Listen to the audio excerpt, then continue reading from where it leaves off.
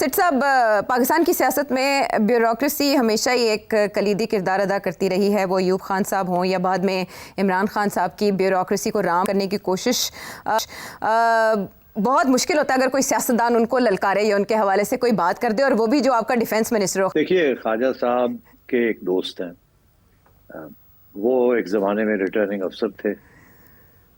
ख्वाजा साहब की एक डेट है, कर्जा है, उठाना है, और वो ADCR हैं। अब वो एक वहाँ प्रॉपर्टी के ऊपर कोई इशू चल रहा है सियालकोट के अंदर, जिसमें एक कंपनी है, उस भाई हैं कुछ, वो कारोबार भी करते हैं, वो ज़मीन उनकी है। ख्वाजा साहब चाह रहे थे कि वो शायद ज़मीन इनको दे दी जाए। वो मसला बन रहा था और वो ADCR ने जाके उनको छाप लगा दी कि जी आप करो, नहीं तो ये वो केसेस बना के उनको पकड़ पकड़ के ले गए। ख्वाजा साहब बड़े नाराज हो गए, क्या क्यों है। ख्वाजा साहब ने फिर धमकियां देनी शुरू कर दी, उसको रिलीज करें। बहरहाल वो लोगों के अपने भी कॉन्टैक्ट्स होते हैं, वो जो कंपनी थी उसके भी कोई ब्यूरोक्रेट्स के कॉन्टैक्ट्स थे, तो उन्होंने कुछ हाथ पैर मारे और बंदे को उठवा लिया और कहते ऐसी की तैसी इसको कहें, हमें नोट बी अनफेयर। केस उनका स्ट्रांग है। तो मेरा ख्याल है ख्वाजा साहब नाराज हो गए। ख्वाजा साहब ने, जाहिर है अपने दोस्त को बचाना था, तो ख्वाजा साहब ने शोर डाल दिया। और वो यही था कि ये कौन होते हैं उठाने वाले, ये तो सारे जो है ये मिले जुले हैं, ये सब ये गड़बड़ कर रहे हैं। उस सिलसिले में उन्होंने किसी को कह दिया कि यार तू चला दे, कि मैं रिजाइन करने लगा। खुद तो नहीं कह सकते थे। जब वो हुआ तो फिर मेरा ख्याल है ख्वाजा साहब की मकसद पूरा हो गया। उनको बुला के रजामंद किया जाए, ना ना ख्वाजा साहब वो छोड़ो भी ना, वो छो जी, वो जी बड़े बंदा थोड़ा बाहर आ जाता है, इतना गुस्सा क्यों करते हो, ना करो ऐसा। तो वो फिर किसने किया, वो समझाया आप खुद ही समझ जाए कि कहाँ गए और कहाँ समझा दिया। जैसे वो हुआ तो ख्वाजा साहब ने डिनाई कर दिया, मैंने तो कभी किया ही नहीं, मैंने तो कभी रिजाइन ही नहीं किया, and so on and so fourth. तो ये इस तरीके से ये गेम्स चलती हैं।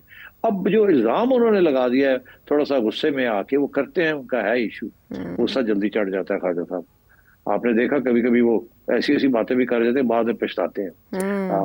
वो कोई क्लिप लगा के आज सुना दे तो बड़े शर्मिंदा होंगे। बहरहाल, तो क्योंकि आजकल तो उनकी गोद में है ना, तो मेरा ख्याल है ये इंटरनल पॉलिटिक्स और राइवलरीज और जेलसीज चल रही हैं, and I think that's all there is to it. लेकिन उन्होंने ब्यूरोक्रेसी को रगड़ दिया, सारी ब्यूरोक्रेसी पाक सरजमीन को पलीद कर रही है।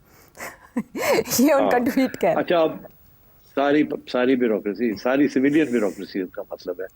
तो इसलिए ख्वाजा साहब जो है ना, वो गुस्से में बड़ी बातें कर जाते हैं, बाद में कहते हैं मेरा तो यह मतलब ही नहीं थी, मैं तो यह कह रहा था, मैं तो वो कह रहा। जो ख्वाजा साहब जब उर्दू छोड़ के पंजाबी में आ जाते हैं ना, तो आप समझ जाए कि अब मामला कहाँ पहुंच गया। लेकिन उनका पंजाबी अंदाज बहुत दिलनशीन होता है। बहरहाल उनके इस ट्वीट में 2-3 टेकअवेज थे जिस पर लोगों ने घोड़े दौड़ाने शुरू किए कि उन्होंने बुजदार दौर के भी एक ब्यूरोक्रेट का जिक्र किया हुआ था, लोग वो भी ढूंढ के ले आए, और बाकी बात सेठी साहब ने बता दी। बदलता हुआ आलमी मंजरनामा और कुछ अहम मुलाकातें, ख़ास मुलाकातें और कुछ दौरे, 4 से 5 के करीब अहम दौरे इस बात का मज़हर हैं कि आलमी मंजरनामे पर नया वर्ल्ड ऑर्डर तश्कील पा रहा है। लेकिन इससे फ़ायदा किसको होगा, आज के शो में हम ये तय करने की कोशिश करेंगे।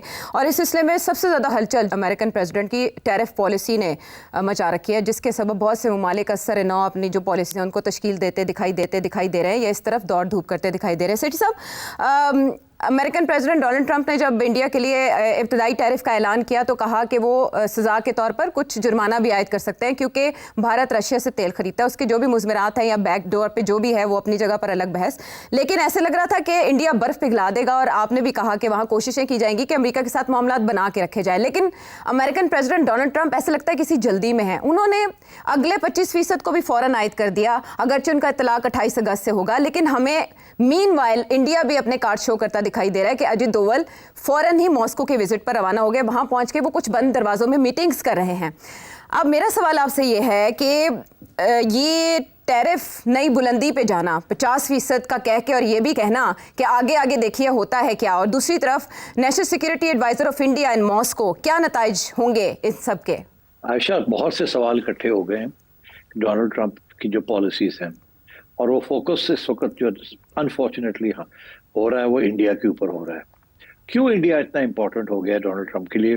क्यों डोनाल्ड ट्रंप सख्त रवैया इख्तियार कर रहा है इंडिया के खिलाफ? अच्छा, इसमें मेरी एक अपनी एक तजिया भी है, थियरी भी है, क्योंकि लोगों को समझ नहीं आ रही कि क्या किया है नरेंद्र मोदी ने, जिसकी वजह से डोनाल्ड ट्रंप इतना नाराज हो गया इंडिया के साथ। इंडिया तो समझता था कि वो स्ट्रेटेजिक पार्टनर है अमेरिका का, वो तो पाकिस्तान था जो कि स्ट्रेटेजिक पार्टनर अब नहीं रहा था। तो ये क्या हुआ, क्यों इंडिया, और इंडिया के अंदर भी ये सारे सवाल ये पूछ रहे हैं कि हुआ क्या। वो देर इन स्टेट ऑफ शॉक। वो तो समझते थे कि क्वाड के अंदर जाके और नरेंद्र मोदी ने अमेरिका जाके डोनाल्ड ट्रंप को जीत लिया है और we are favoured ally now. और वो बिल्कुल उल्टा हो गया और अभी तक कोई अच्छा एक्सप्लेनेशन मिला नहीं कि वजह क्या है, क्यों इंडिया के ऊपर इतनी सख्ती की जा रही है। अच्छा, अब मेरा इसमें एक थ्योरी ये है कि एक्चुअली डोनाल्ड ट्रंप के 3 एजेंडा आइटम्स थे। पहला तो था मागा, मेक अमेरिका ग्रेट अगेन, कि जी move in manufacturing industry back to America, give more American jobs, number 1। Number 2, and forever Wars.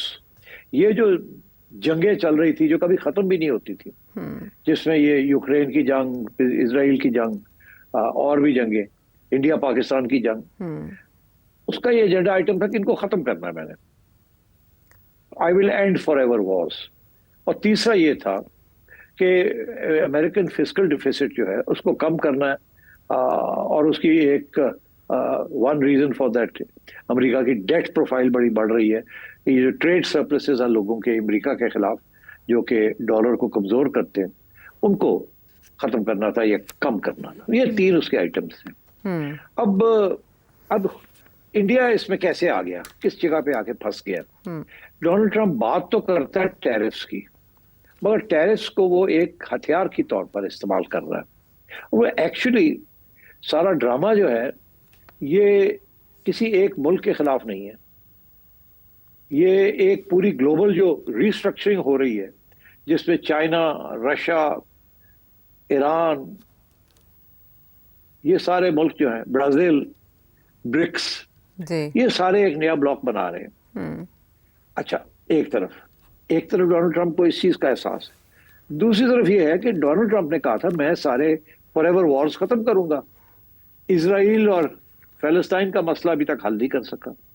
Israel नहीं बात मान रहा डोनाल्ड ट्रंप की, सीज फायर भी नहीं कर रहा। वहां डोनाल्ड ट्रंप की पॉलिसी फेल हो गई। इसने बहुत कुछ किया है, इजराइल के साथ मिलकर ईरान के ऊपर भी हमला किया है, सब कुछ किया है, इजराइल की हर बात मानी, मगर इजराइल अभी भी अपनी जंग जारी है अगेंस्ट पैलेस्टाइन। कोई बात मानने के लिए तैयार नहीं है डोनाल्ड ट्रंप की on the question of Palestine. पहली बात। दूसरी बात यह कि यूक्रेन, अब यूक्रेन के अंदर भी डोनाल्ड ट्रंप ने कहा था मेरे तो बड़े अच्छे तल्लुकात हैं पुतिन के साथ, मैं तो आते सार ये मसला ही हल कर दूंगा। और इसके बेसिस के ऊपर उसने नेटो को खींच लिया। नेटो को कहा मैं आपको पैसे वैसे हम नहीं देंगे आपकी डिफेंस के लिए, आप अपनी डिफेंस का अपना इंतजाम करें। इशारा ये कर रहा था कि यूरोप ये समझता है कि रशिया एक्सपेंशन करना चाह रहा है। डोनाल्ड ट्रंप का मौका ये था रशिया को एक्सपेंशन मेंशन नहीं करना, और हम इसको ये जो जंग हो रही है इसको मैं रोक लूंगा और आप अपना ख्याल करें। बड़े क्लोज एलाइज, जैसे इंडिया के साथ इतनी क्लोज रिलेशनशिप थी, इसी तरीके के साथ यूरोप के साथ बड़ी क्लोज रिलेशनशिप अमेरिका की, हिस्टोरिकल है। और उसने उसको भी दांव पे लगा दिया। क्यों? वो ये चाह रहा था कि यूक्रेन के अंदर वो वॉर खत्म करे।